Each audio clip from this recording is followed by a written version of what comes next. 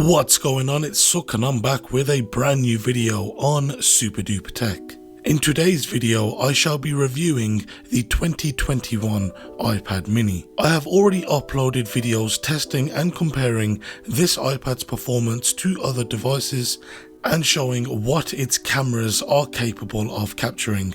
These videos will be left linked down below in this video's description. We are on the road to 5,000 subscribers, and if you are new around here, then I must ask you to hit the subscribe button, clicking the bell icon to be notified of when any of my new videos go live. But without any further ado, let's hit the titles.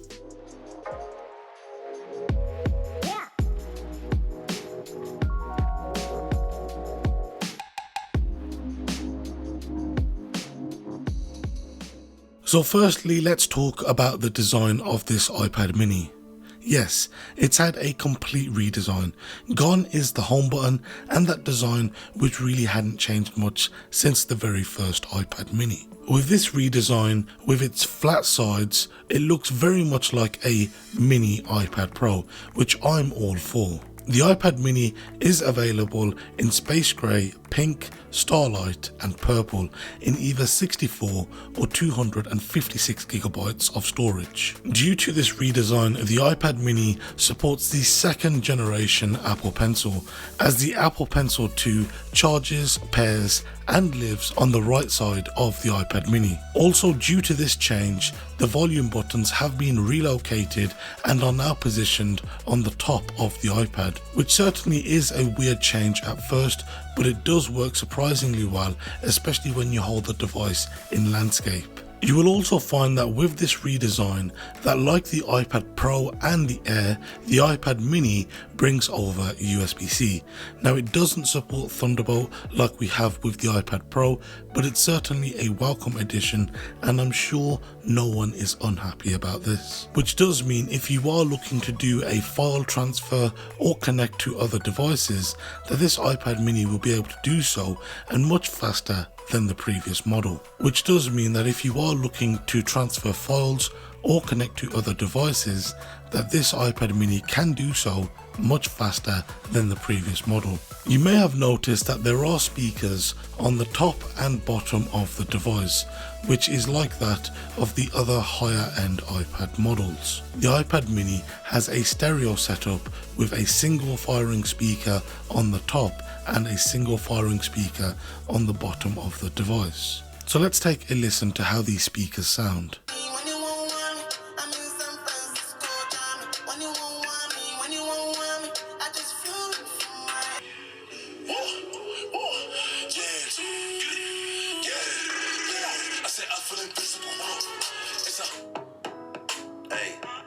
I'm trying to get paid, take money, cash checks. You see the set, that's Lash, that's Dex. Young C, Young Shorty, Milcavelli, White Bricks, True Religion on the telly, it's me.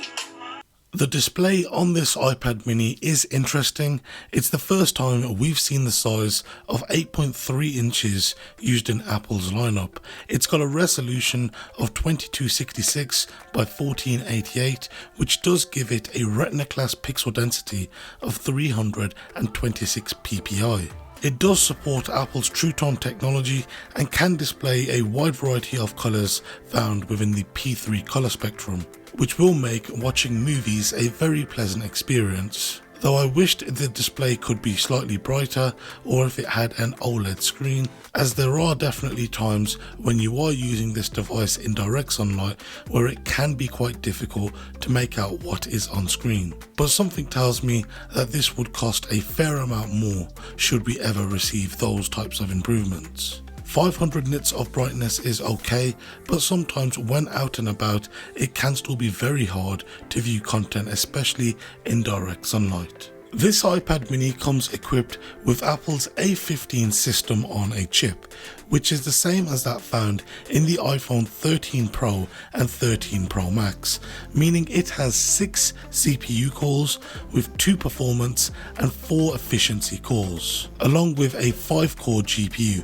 Simply put, it's a very capable device which no doubt will last a very long time and will be able to handle most of the tasks that you throw at it.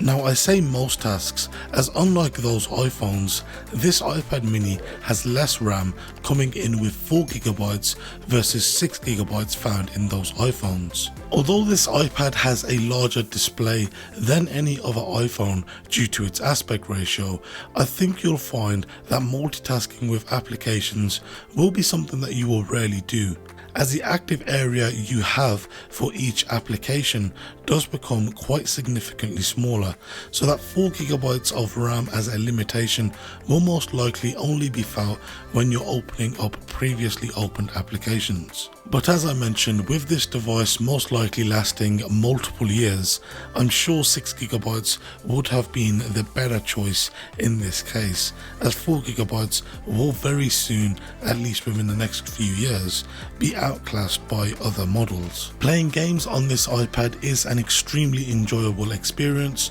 but once again, due to the small display size, the on-screen controls do take up quite a sizable portion, so it is better than what you will find naturally on the smaller screen of an iPhone, but you may want to connect a physical controller like I have done so using the Sony DualSense 5 controller. It does make the experience definitely more enjoyable. Now when it comes to prolonged gaming sessions, the iPad mini will tend to drop frames here or there, and this is more evident when you're playing these games and charging the iPad too, with there being a fair amount of heat generated. Now I've mentioned this in my benchmarks video, but I really do think that Apple need to start managing the heat of their iPads and iPhones a little more seriously, as it is starting to impact the prolonged performance of these devices. This iPad mini has a 12 megapixel rear camera with an aperture of f1.8, which is quite decent. It is capable of recording 4K video, which produces some great video footage in good lighting conditions. But as soon as the light starts to disappear, you really don't want to be using the camera. They produce quite a lot of noise and the images can look fairly grainy. The rear camera does have a flash paired with it, which does make it the only iPad apart from the Pros to have one, which does help in some situations, but still, I wouldn't use an iPad for images, especially when the light is non-existent. The front camera supports Apple's center stage feature for FaceTime, which is great.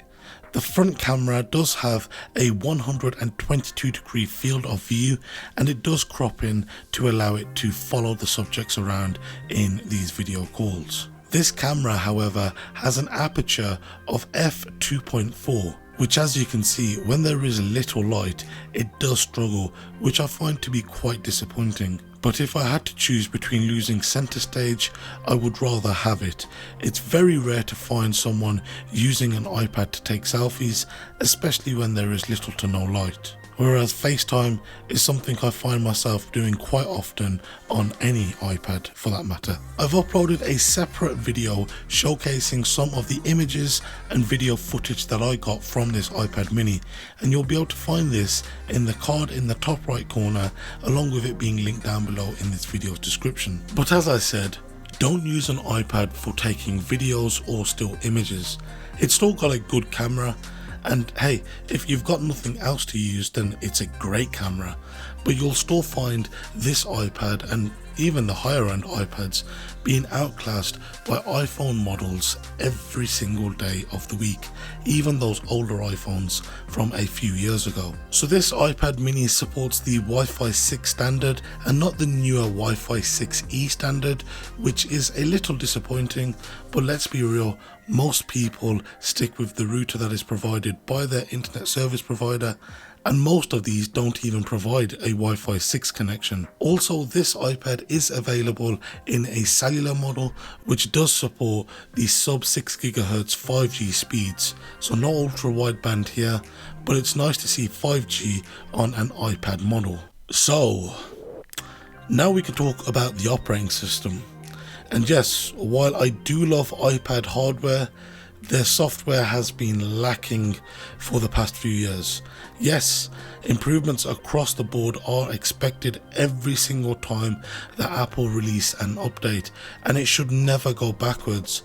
but fundamentally it feels as though it doesn't matter which iPad model you pick up, if that being the entry model or the Pro models, the software experience is the same, which is great in many ways. But it doesn't matter if the iPad had a desktop class system on a chip powering it, or if it had an iPhone chip in it from a few years ago. The experience is practically identical. While some tasks may be completed on the iPad Pro slightly faster than, say, an entry iPad, I feel there needs to be some sort of software differences to take advantage of the smaller screen here on the iPad mini. The same grid layout that we've used previously just means that there's more wasted space on the sides, and these home screen widgets just don't take advantage of it, because we are locked into placing these widgets in the same places that only Apple deem. One of the biggest selling points to an iPad is that the applications are not stretched out iPhone applications, but now with the smaller iPad mini, the applications feel like they're designed to fit a larger display and now shrunken down. And the experience does get worse, I say, when you try to multitask and have multiple things on the display at once. I'm not saying the software experience is bad, it's nowhere near that. The software runs very smoothly and you can get tasks complete fast and efficiently.